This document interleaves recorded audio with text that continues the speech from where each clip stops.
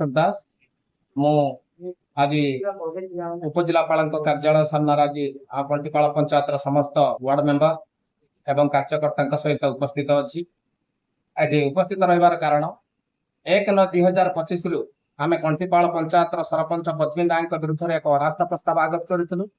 उक्त प्रस्ताव टी किछि दिन स्थगित सब कलेक्टर ऑफिस रे रही सारला परे सिग्नेचर वेरिफिकेशन कंटीपाल ग्राम पंचायत आयोजन करा जायतिला।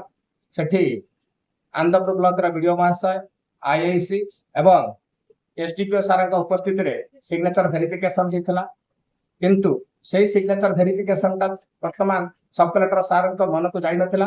तापर किछि दिन पर ब्लॉक कार्यालय वीडियो को उपस्थित रे आनंदपुर ब्लॉक रे पुणी सिग्नेचर वेरिफिकेशन सेकंड पर होता। दुई थर सिग्नेचर वेरिफिकेशन पर सब कलेक्टर सार एक दिन धार्य करते जोटा कि कंटीपाल पंचायत रे एक नो कॉन्फिडेंस मोशन करिया जो अनास्था कार्यक्रम कंटीपाल पंचायत रे 3/12/2025 आयोजित करथिले। उक्त दिनटी को सब कलेक्टर सार रद्द कर देथिले।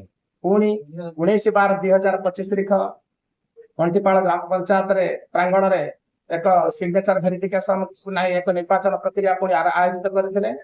उक्त निर्वाचन प्रक्रिया रे आईआई सार तहसीलदार एवं एसडीपीओ सार उपस्थित थिले।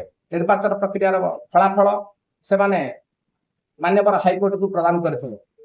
दीर्घ 1 वर्ष बीती जाइथिले एपर्यंत कंटीपाल पंचायत कार्यकर्ता एवं मेंबर मानक न्याय मिली ना।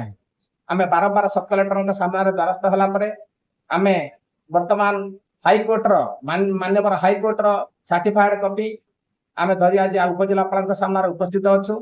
सार वर्तमान ऑफिस रे नाहंती से हाटड़ी पलि जाइछथि। से फेरिले जतबेले भी फेरंतु आमे उपस्थित अच्छु।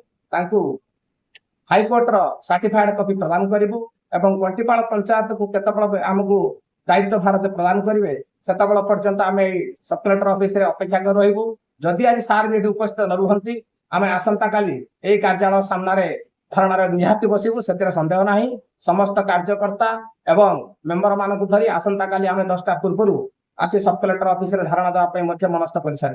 तेणु आम पाखे समय अच्छी आम अपेक्षा करूँ। सार जिते पर्यंत ये न करी आम सब कलेक्टर ऑफिस सामने अपेक्षा करूँ। सार आसिले आम से सर्टिफाइड कॉपी प्रदान करूँ एवं कंटीपाल पंचायत असुविधा को अवगत कराइबु एवं खूब शीघ्र केमिति कंटीपाल पंचायत केमिति पुणी डेभलप करिवो केमिति उन्नतिमूलक कार्य करा।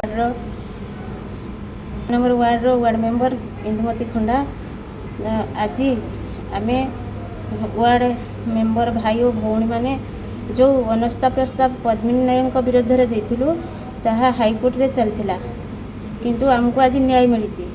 से न्याय कोर्ट रू जो ऑर्डर टी आमे पाइछु उपजिलापाल पाखक को आनिछु पालन को देई आमे न्याय पाइबा पई चाहछु। मु श्री हरिहर नायक कंटीपाल ग्राम पंचायत 9 नंबर वार्ड मेंबर। आज को 10 मास बीती जाइथिबा आमे पद्मिनी नायक विरुद्ध जो अनास्था प्रस्ताव आनिथिलु आज आमर जो आम हाईकोर्ट करथिबा उपजिला पाखे पहुँची किंतु आम सुकांति बेहरा को नुआ नायब सरपंच तांको आम नुआ सरपंच पदवी देवाई उपजिला पाखे उपस्थित अच्छे नहांती।